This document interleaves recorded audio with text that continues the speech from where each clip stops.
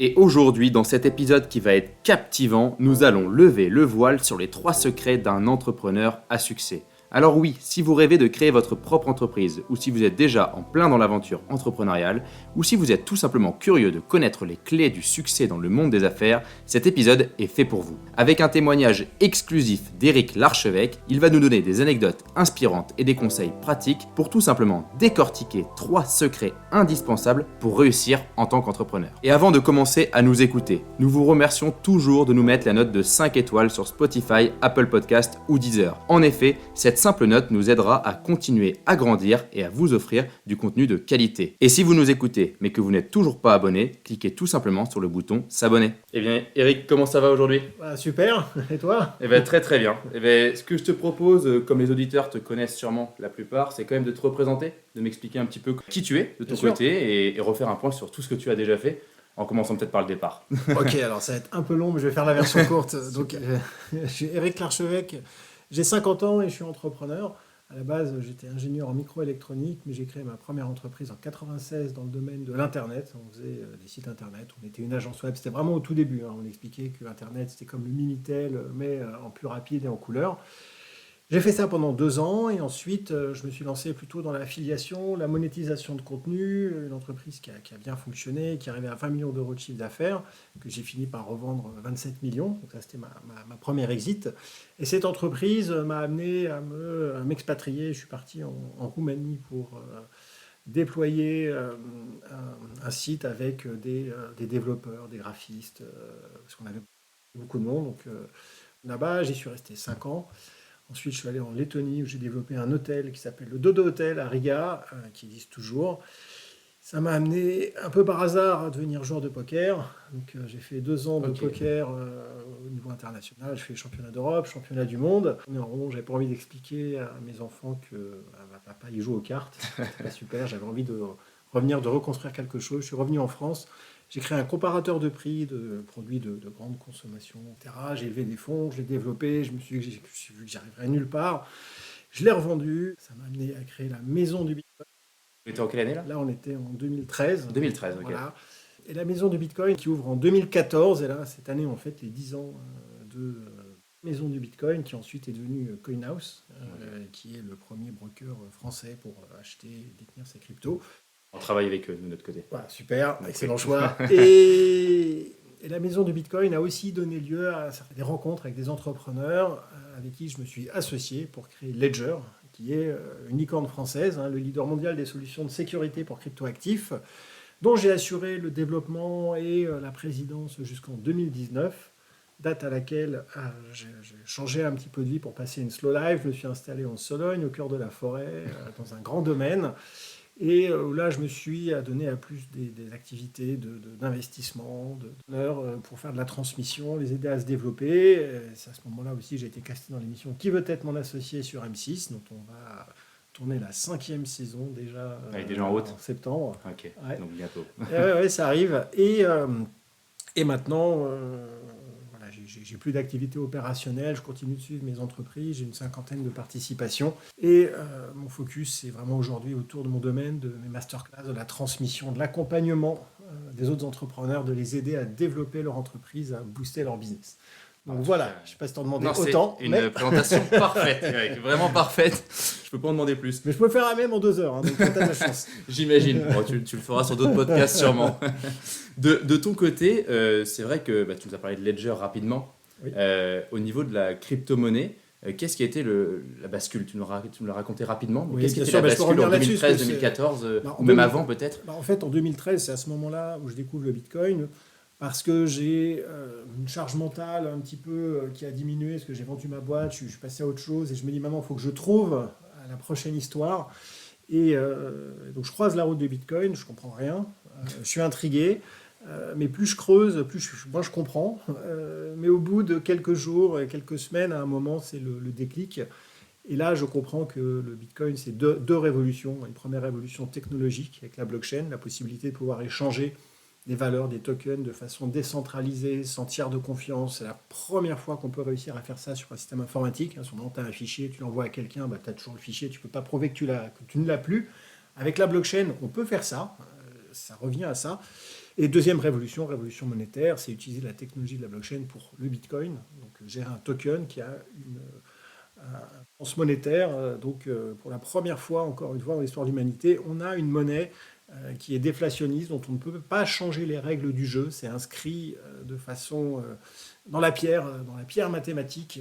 Et là, pour moi, ça joue un rôle important. J'ai toujours été un peu libertarien. J'ai toujours voilà, aujourd'hui, en fait, la monnaie se base sur la confiance sur l'État, mais donc on appelle ça de la monnaie fiat, hein, parce qu'on peut la générer comme ça, il n'y a pas de limite physique, alors que le Bitcoin, lui, est géré par un algorithme qui garantit de manière certaine qu'il n'y aura jamais plus de 21 millions de Bitcoins, et avec une technologie prouvée qui a, depuis plus de 10 ans, démontré sa résilience.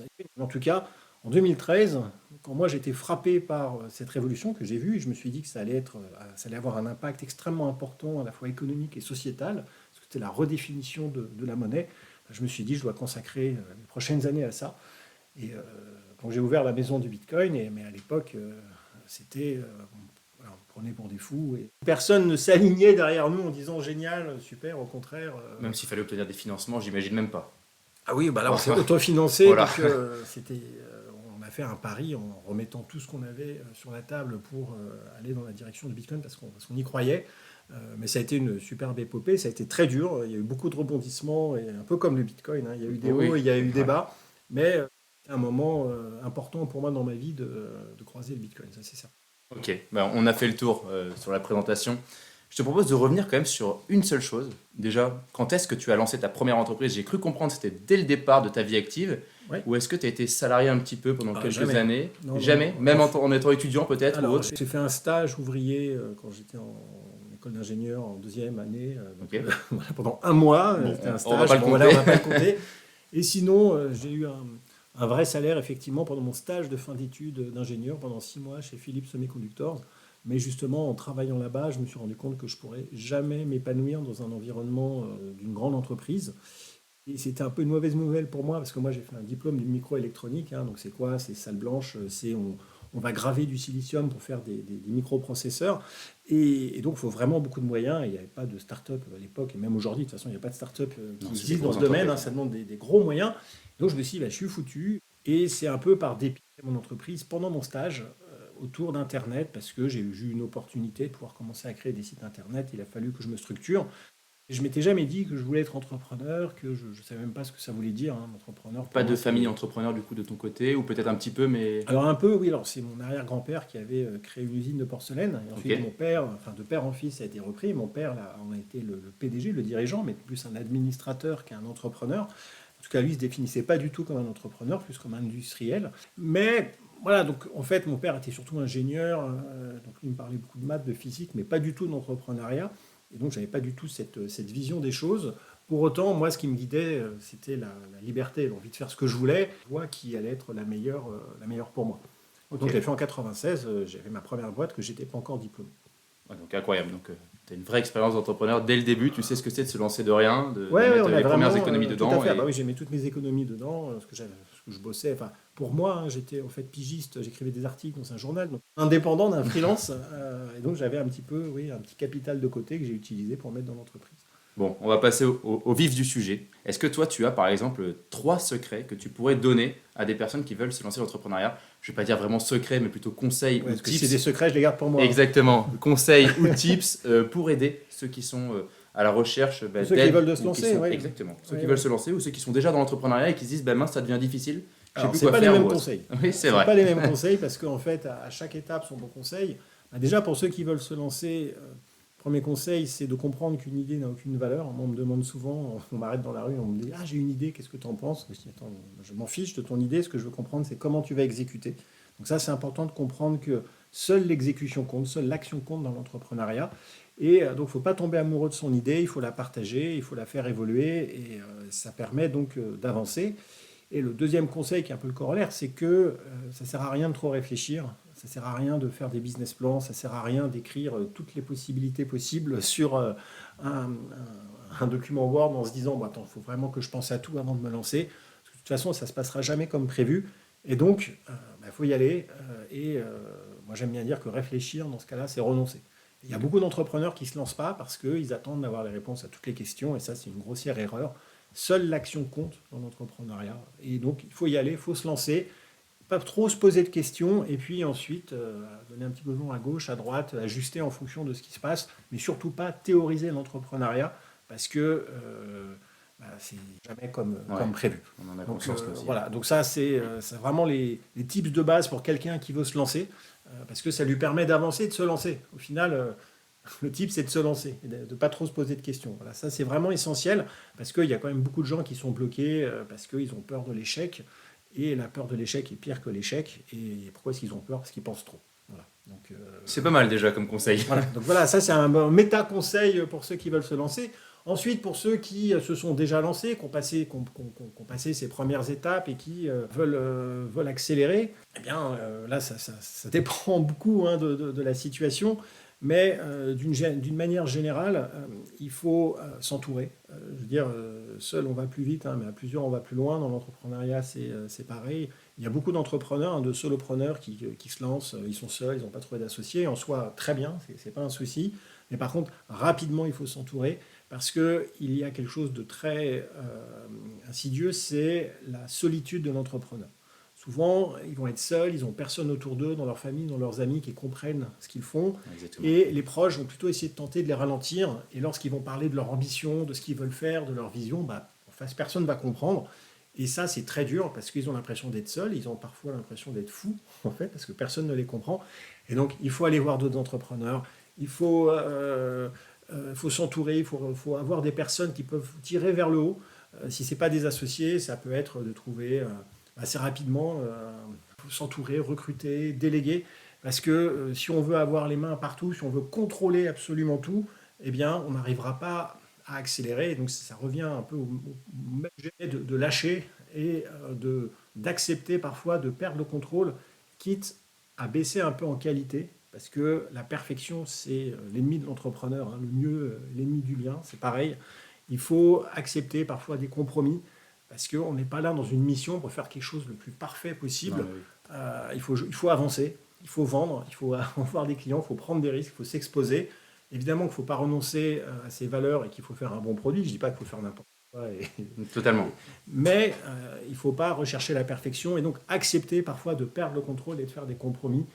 Parce que sinon, ce sont vraiment des gros freins pour avancer et accélérer. Ouais, c'est assez incroyable ce conseil de savoir déléguer au final. C'est un petit peu ça Tout que ça veut simplement, dire, savoir oui. déléguer. Savoir déléguer. Et souvent, pourquoi est-ce qu'on a du mal à déléguer? C'est parce qu'on ne veut pas perdre le contrôle. Ouais, totalement. Et donc, il faut faire confiance. Et au début, tu as dû avoir du mal quand même au départ à savoir déléguer. Ça s'apprend pas comme ça. Je pense au début, Alors, on peut avoir peur de déléguer. Oui. Et au final, au final, skill, je me suis presque. rendu compte avec toute mon expérience, avec avoir discuté avec des centaines d'entrepreneurs, que la plus grande cause du manque, de la difficulté à déléguer, c'est parce qu'on a du mal à faire confiance aux autres. D'accord. Et pourquoi est-ce qu'on a du mal à faire confiance aux autres? Parce qu'en fait, on manque de confiance en soi. Ok. Et il y a énormément de choses dans l'entrepreneuriat qui revient à la confiance en soi. Pour se lancer sans se poser de questions, il faut avoir confiance en soi. Pour accepter parfois de savoir où on va pas aller, pour accepter en fait de prendre des raccourcis, de prendre des risques, il faut avoir confiance en soi. Pour accepter de ne pas avoir peur de l'échec, il faut avoir confiance en soi. Et pour accepter de perdre le contrôle et de laisser les autres faire, il faut avoir confiance en soi en se disant ok, je me fais confiance, donc je suis capable de faire confiance aux autres. Et moi, un des traits de caractère que j'ai qui m'a permis d'être entrepreneur, une très très forte confiance dans mes capacités professionnelles, on va dire, en tout cas de réussir. Et que même aujourd'hui, même si je fais un truc, que je me plante et que je perds tout, je me dis toujours, c'est pas grave, j'arriverai en fait à m'en sortir, à faire quelque chose.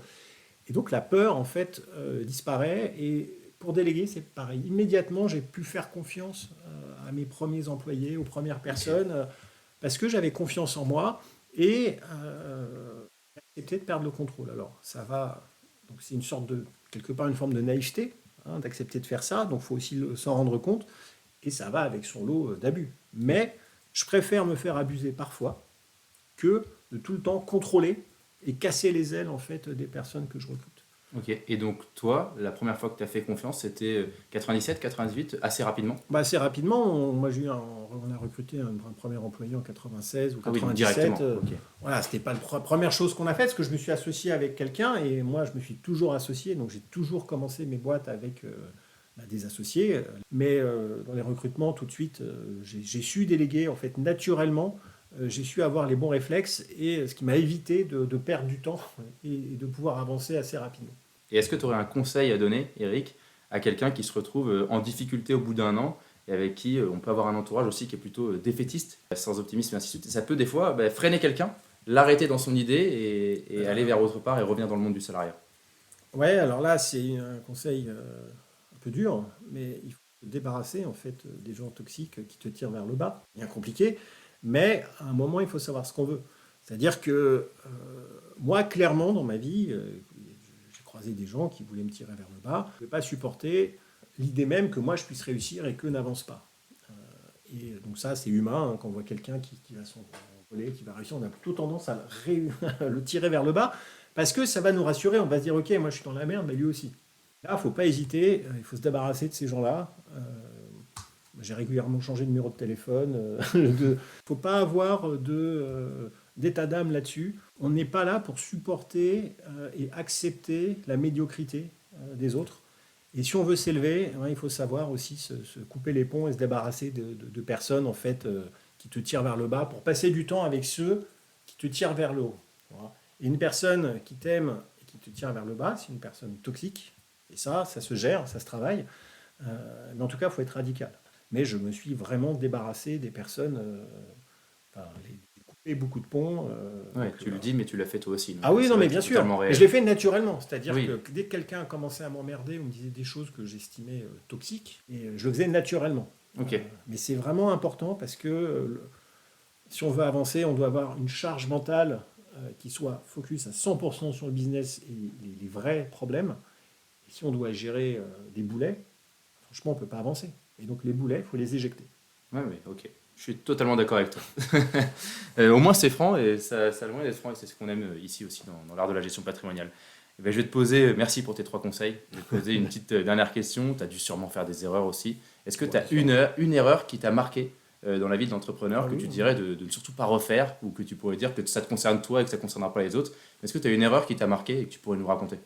Oui, il y en a une en particulier.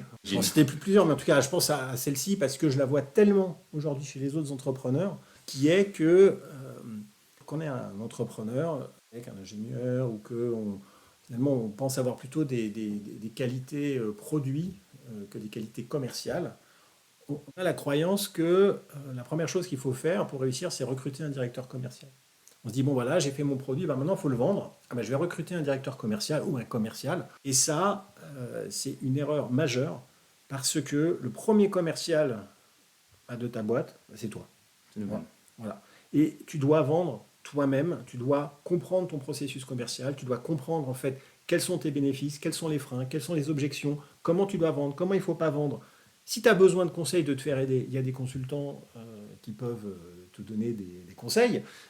Mais tout mettre dans les mains d'un commercial que tu vas recruter, qui va arriver, qui va dire, moi, tu sais mon gars, ça fait 10 ans que je fais ça, t'inquiète pas. Et le gars, ça va être, en général, ça va être la catastrophe, parce qu'il va rien comprendre, il va mal vendre, et en plus, ça va être le ventilateur à bullshit, et en plus, ils sont très bons pour se vendre. Là, c'est une perte de temps. Moi, clairement, je suis tombé dedans plusieurs fois.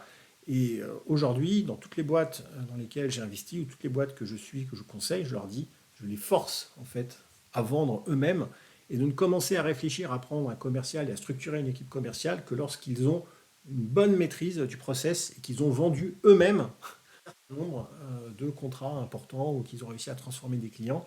Parce qu'il faut aller au charbon, il faut vendre. L'entrepreneuriat, c'est l'action, c'est la vente. Le produit, ça ne suffit pas. Il faut être capable de faire un produit, mais il faut être capable de le vendre. Il ne faut pas croire que pour vendre, il faut faire une école de commerce. Ça n'a rien à voir. Totalement. C'est du bon sens. Il faut, encore une fois, pas trop se poser de questions. Il faut juste y aller. Et quand on connaît son produit, quand on est passionné, même si on est un ingénieur geek, qui n'a pas l'habitude de parler aux gens, pour vendre son produit, on le vend très bien parce qu'on le connaît parfaitement. Et donc ça, c'est vraiment une erreur majeure, martèle, de ne pas embaucher un directeur oui, ça te tient à cœur. Non, mais ça me tient à cœur parce que mais c'est important. tu perds du temps, tu perds de l'argent, tu perds 6 mois, tu perds un an. On a beaucoup de temps. Ouais. Devenir commercial, au final, c'est pas un métier, ça s'apprend sur le tas. Ça Et s'apprend il sur faut- le tas. il Alors faut y aller. après, quand tu as besoin de structurer, tu as besoin d'une équipe. Exactement. Bon, après, évidemment, il y a des règles, il y a des gens dont c'est le métier. Tout à fait. Donc, je dis pas que c'est n'importe quoi, non, c'est un art, une science, donc il y a des gens qui sont bons dans ce domaine. Mais par contre, au début, quand on lance son produit, quand on lance sa boîte, il faut vendre soi-même parce que c'est complètement à la portée de tout. Eric, on a fait le tour. 3 conseils, une erreur. Je t'en demande pas beaucoup plus, Ok, mais par super. contre, j'aimerais que tu parles assez rapidement de ta masterclass, de ta masterclass au domaine. Raconte-nous un petit peu ce que c'est, parce que c'est vrai qu'on a beaucoup d'entrepreneurs qui nous écoutent. Ça pourrait peut-être en intéresser certains. Donc, à voir Bien aussi. sûr. Donc, moi, j'ai fait beaucoup d'investissements et je me suis aperçu que ce que j'aimais en réalité, c'était suivre des aventures, aider des entrepreneurs à résoudre leurs problématiques, faire de la transmission, les aider à adresser les challenges ensemble. Et un très beau domaine en Sologne que j'ai entièrement rénové. Et il fallait que je mette en place une activité économique pour faire tourner le domaine, équilibrer les comptes. Donc, j'ai lancé un programme d'accompagnement que j'ai appelé Masterclass. En gros, c'est entrepreneur pendant 2 jours chez moi et en groupe. Et on va adresser les problématiques de chacun. Et on va, au bout de 2 jours, chacun reparte avec des objectifs clairs, une roadmap, des choses à faire, des choses à ne pas faire, qu'il y ait des déclics qui se passent, qu'il y ait des avancées, qu'il y ait des décisions qui soient prises. Et c'est une expérience, donc c'est chez moi, c'est très particulier, c'est unique. Une véritable expérience que je propose, qui est un peu hors du temps, où à la fois on va se reposer, on va bien manger, on va ouvrir des bonnes bouteilles, pour ceux qui boivent, qui aiment bien, et on va aussi, pour certains, découvrir enfin d'autres entrepreneurs. Donc, J'allais dire, c'est une création de réseau aussi. c'est une au création final. de réseau, exactement. Donc, c'est la possibilité d'être avec ses pairs, PAIRS, Oui. et de pouvoir faire son premier réseau pour certains, de pouvoir enfin s'exprimer avec des gens qui comprennent un petit peu. Ça peut être très fort pour certains, parce qu'il y en a qui disent, c'est la première fois lorsque je dis, moi, que je veux faire une boîte à 50 millions, qu'on se moque pas de moi, quoi. Et parce qu'ils sont Ça dans me des rappelle des univers... phrases de Qui veut être mon mon associé, associé, ouais. Eric, sincèrement, quand on t'écoute des fois dans l'émission. Tant mieux, ça veut dire que je suis raccord. Et donc, ces masterclass, à qui ça se destine? Ça destine à des entrepreneurs qui ont déjà leur entreprise, qui ont déjà passé les premières étapes, qui font du chiffre d'affaires, au moins 100 000 euros, qui veulent se développer, passer de 100 000 à 1 million, de 1 million à 10 millions, enfin voilà, qui sont prêts à se faire challenger, qui ont envie d'avancer et qui ont des problématiques bien particulières. On peut être à la croisée des chemins, on peut être à voir différents sujets.